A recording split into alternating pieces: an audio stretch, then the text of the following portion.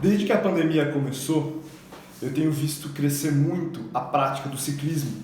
Então são várias pessoas que até por conta de academias fechadas, clubes fechados, acabaram optando por essa modalidade esportiva, por ser ao ar livre, muitas vezes até dá para fazer sozinho. E até é engraçado que a gente vê que nas lojas de esportes foi o recorde de vendas de bicicleta nesses últimos meses. Só que por outro lado, começou a surgir muita dúvida.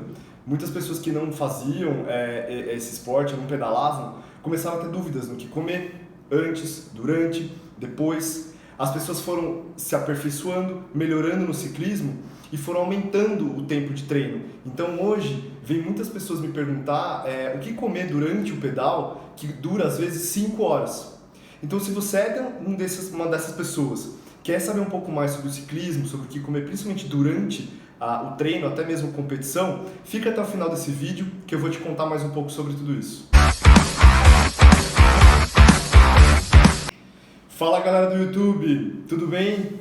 Primeiramente, muito bem-vindos ao meu canal. Para quem não me conhece, eu sou o Rafael Dionin, sou estudante de nutrição, estou me formando como nutricionista no final desse ano e toda semana eu trago aqui para vocês alguns assuntos relacionados à nutrição esportiva. Mas antes da gente começar, peço que você curta esse vídeo, se inscreva no canal, ative as notificações para que você saiba sempre quando eu lançar um vídeo novo aqui para vocês. Mas antes da gente começar, peço por favor que você curta esse vídeo, se inscreva no canal e ative as notificações para que você sempre saiba quando subir um vídeo novo aqui para vocês. Bom, antes de mais nada, é o que eu sempre digo em todos os meus vídeos, não custa lembrar, individualidade sempre, e sempre procura um nutricionista para te ajudar a calcular e ajustar todos os alimentos de acordo com as suas rotinas, seus horários, intensidade do seu treino e sua modalidade esportiva. Então, todas as dicas que eu vou dar aqui para vocês, elas têm que ser sempre levadas caso a caso, nem tudo serve para todo mundo. Bom, então no vídeo de hoje eu vou falar um pouco sobre dois fatores que são muito importantes para quem faz ciclismo, para quem pedala aí longos trajetos, principalmente aqueles que passam de 3 horas de duração.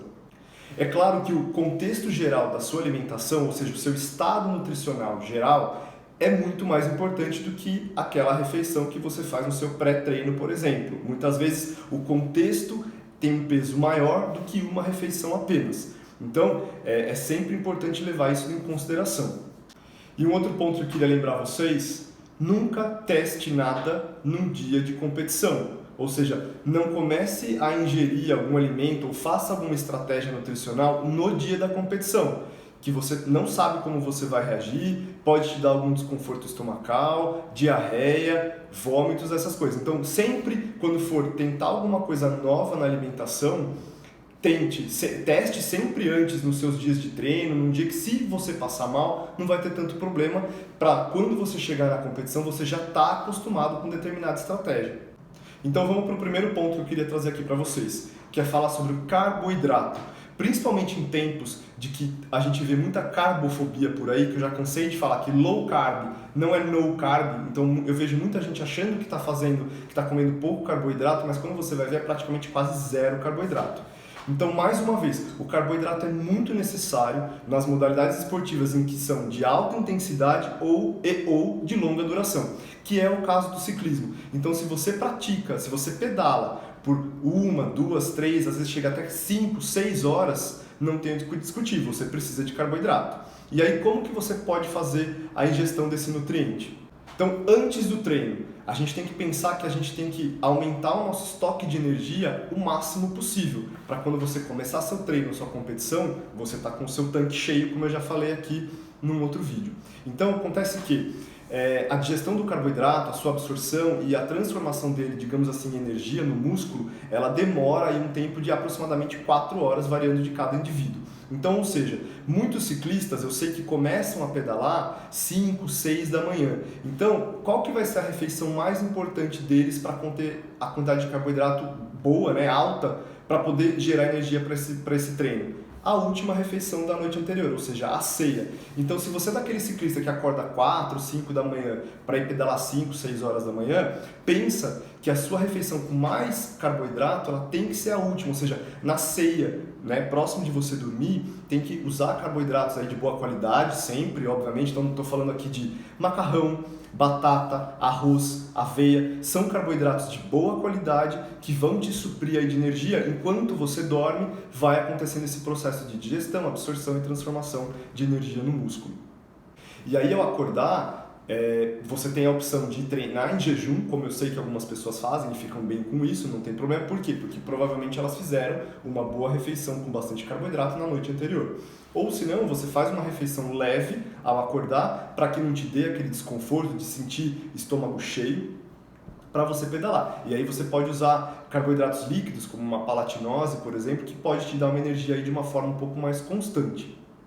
E durante o pedal, o que a gente tem que pensar? Durante o pedal, a gente tem que tentar manter a glicemia no seu sangue, ou seja, o nível de açúcar no seu sangue, para que conforme você vai avançando no seu treino, vai passando as horas, não caia muito o nível de açúcar do seu sangue, de glicose, né? E você acabe perdendo performance ou até mesmo passando mal. Então, durante o treino é para manter o nível de glicemia e também para manter a sua performance, para você não ir fadigando ao longo do percurso, que eu sei que muitos ciclistas acabam passando por isso.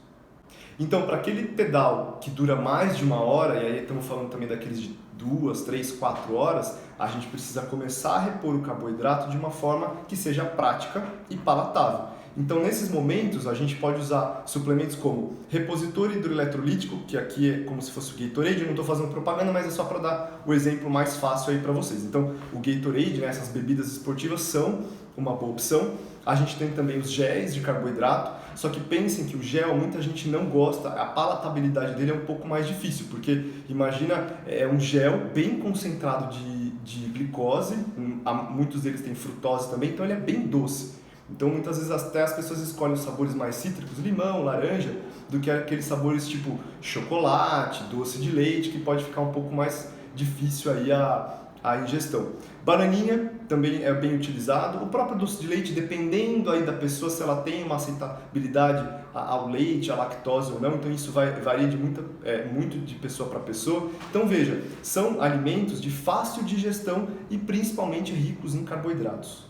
Lembrando que quando a gente passa de 3 horas, é interessante que a gente sempre utilize 2 fontes de carboidrato, que seja glicose mais frutose. E a maioria dos géis de carboidrato já tem essa composição pensando nisso. Então, de repente, acima de 3 horas, o gel acaba se tornando bem importante. Mas, de novo, é preciso treinar o seu estômago. Então, tem gente que não se adapta ao gel, mas a pessoa pode ir treinando também o estômago aos poucos. Ela vai se acostumando a usar o gel. E uma outra coisa importante também, que durante o pedal a gente vai suando muito. Então, a cápsula de sais minerais, contendo sódio, potássio, acaba sendo uma coisa muito importante.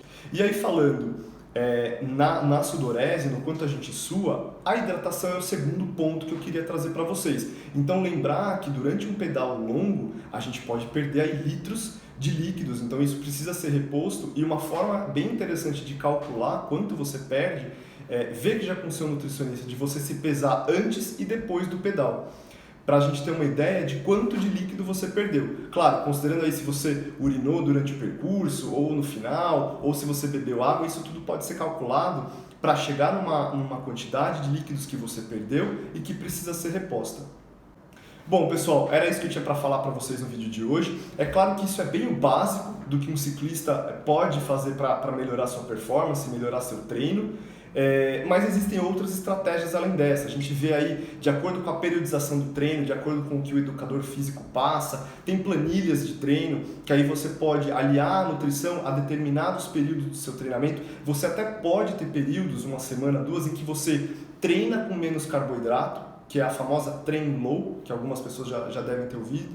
Então você treina com baixo carboidrato, não pensando em performance, pensando nas adaptações que aquele treinamento com baixo carboidrato vai te dar, para quando você chegar na sua competição, você faz uma super compensação de carboidratos, aí você joga o carboidrato lá para cima, para você aí ter o máximo da sua performance. Mas isso é só uma estratégia utilizada também mais por atletas, de acordo com a periodização do treinamento, e pode até ser um tema para um outro vídeo, se vocês quiserem, deixem aí nos comentários que eu falo mais sobre isso para vocês.